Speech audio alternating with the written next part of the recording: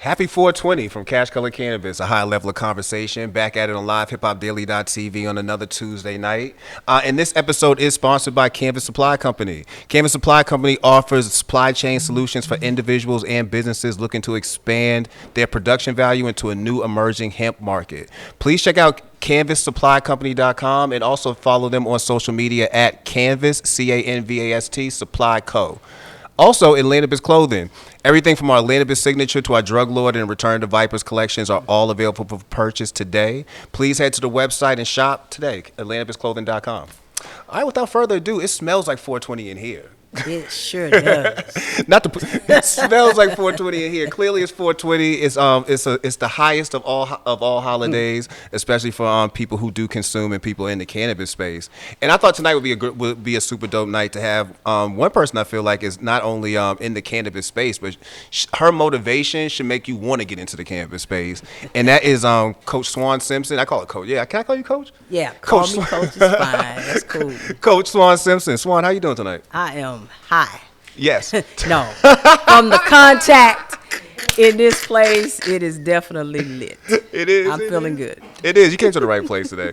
For those who don't know, Swan's actually been here before. She was part of, I believe, season 1 or season 2. You actually came by to discuss. I think it was season 1. Yeah, man. Season 1, we was over there.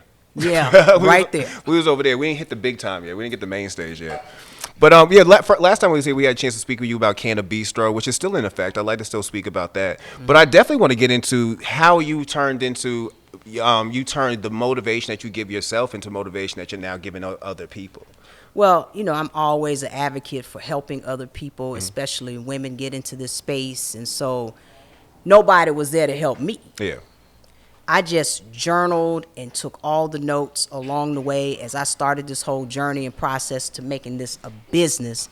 And I take those notes and share those with other people in the form of classes and masterminds and coaching programs. So it just was a natural progression for me because I want to see more women of color in this space, people of color in this space, and we have to have the knowledge. This is a business. Yes. We were just speaking about that a little while ago about how so many people on the legacy side of the market, especially in Atlanta, lack the ability to get the knowledge that they would need in order to get themselves prepared for if this state does go legal.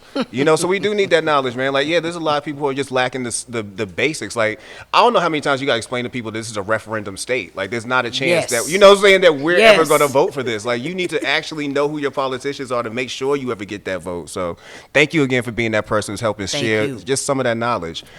So how was your year last year? I haven't spoken to you in a minute. Like, how was 2020 for you? Well, 2020, it started out kind of rough. Oh, okay.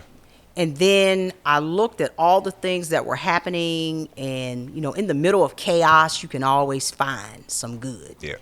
So I looked at what was going on and said, what is the lesson here? How can we pivot? What can we do? How can we go bigger? We weren't trying to go smaller. We weren't trying to figure out how to downsize. We were trying to figure out how to rise above the turbulence.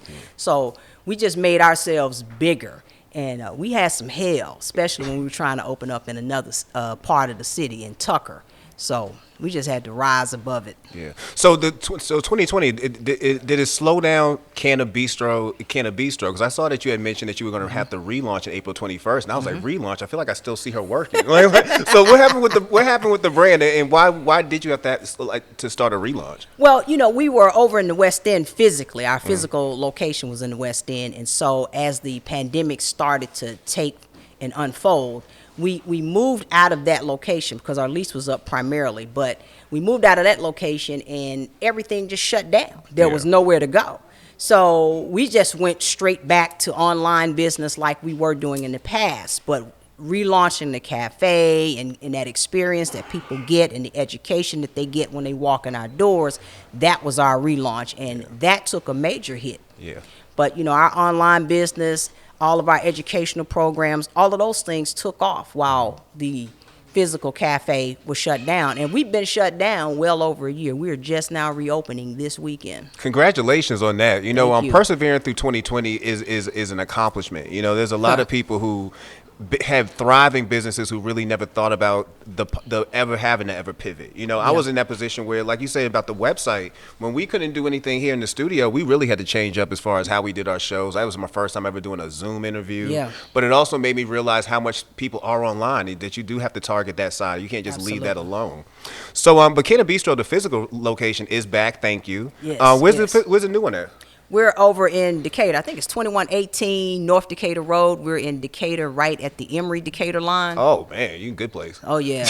We're excited about it. We're inside of Nuts and Berries. We formed a partnership with the owner of Nuts and Berries, and we got the cafe in the back. That's cool, man. You know, and I see a lot of people start moving out to Decatur. I know Joe and them just moved their location out there, the Georgia Hemp Company. I love their spot, too. It's a good space out there in Decatur.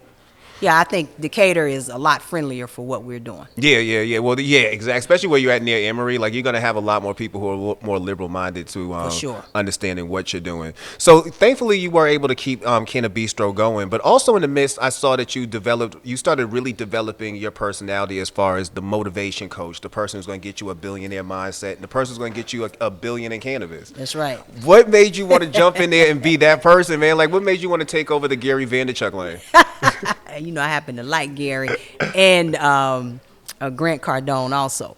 You know, Grant and Gary actually inspired me. I'm like, these guys, these white guys are doing it in that space. This is what I know. Yeah. So I can do it in this space. So why not? Why not teach the world? Why not be on stages? Why not help people? Yeah. You know, versus what we do at the cafes, we help many people that walk in the door, but why not help people all over the world? Yeah. Now, was there any fear about that? You know, because I still, to this moment, even though I do these shows every day, I still have a slight fear of speaking in public. Like, was there any fear for you as far as doing that, doing the videos, and just kind of putting yourself out there? You know, the fear was, what were people going to say in terms of, are they going to really receive the message? Or are they going to see it as, oh, she's just trying to make more money? No, this is really about helping people. So that was my only real concern. But, of course, when you're in front of people, large groups of people talking in front of people, sometimes you get a little nervous. But for the most part, it's every day for me now at this point. So speak to us about Boss Nation. Like, what is Boss Nation?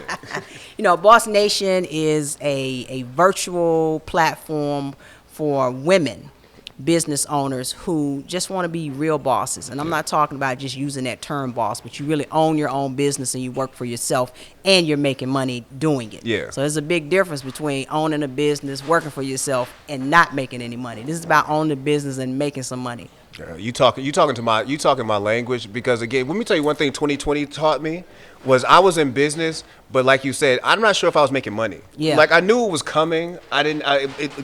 Getting a bank account, finally making a budget, and finally going over spreadsheets made me realize I was making a lot of money, and I blew all that bread. Yeah. You know what I mean? And I totally understand it. There's a mentality where, you know, everybody wants to be a boss, but you really aren't a boss until you put yourself in a position where every month you gotta be responsible for something. You got to be responsible for camera people. I got to be responsible for studio time. I got to be responsible for clothes. Like every month, this is a responsibility. You know, there are people who depend on bosses. Yeah. There are people who you employ. Yeah, they call you the first of the month. Exactly. It reminds you what you got to do. Exactly. So you really have to have business in order, and business has to really be in order in this industry, because this is an industry where you really can't report your income to the IRS just straightforward. You have to do it another kind of way.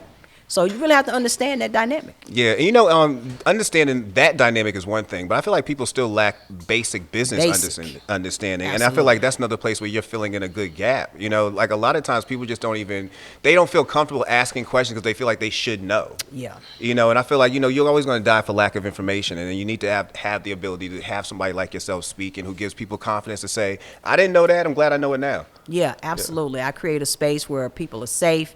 Their questions are not dumb.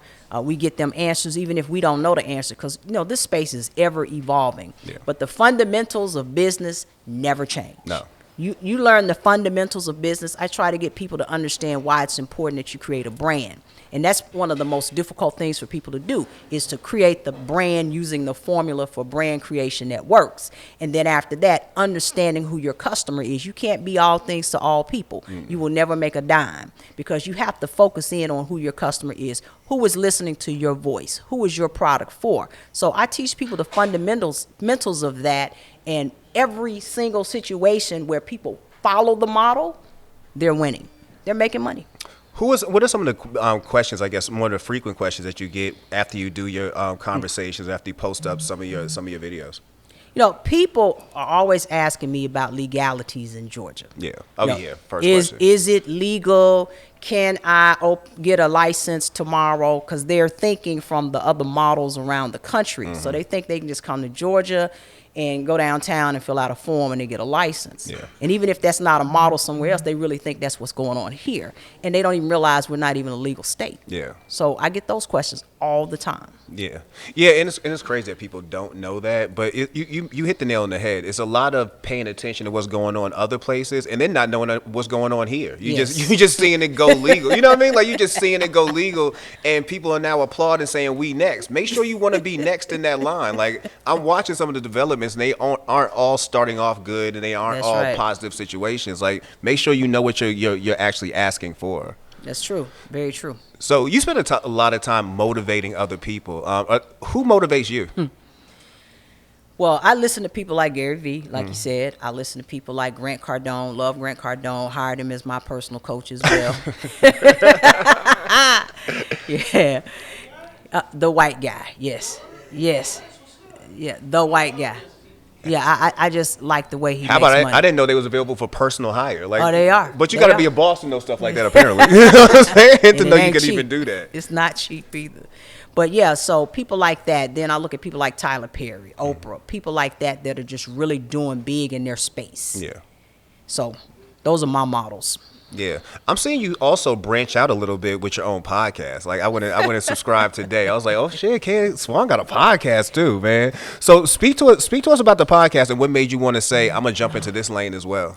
Well, media is important. We Yes. have to control the narrative. It's our voice, it's our narrative, so we have to find a way to control it. I publish a magazine also, like 3 or 4 different magazines. So I control the narrative of that magazine, what I want out there about my business, what I want out there about my clients. So I said a natural progression for us women who cannabis is to create a podcast, and I just highlight a lot of women who are doing things that we don't hear about, that you're never going to see in the mainstream media, not even on the cannabis scene, just because they are women of color. Yeah, well, and that's definitely needed. You're speaking to the choir when it comes to representation matters, and I agree with you. Even on the side of getting more shine for Black women in cannabis, because I know that's a conversation we often. Even last year, like you get bombarded with numbers of how many Black women in cannabis are in this space, in the space. But if you ever look at interviews or you ever see some stuff, it's the same 5 people repeated to you. You'd almost make it feel like there's only 5 people in this space. So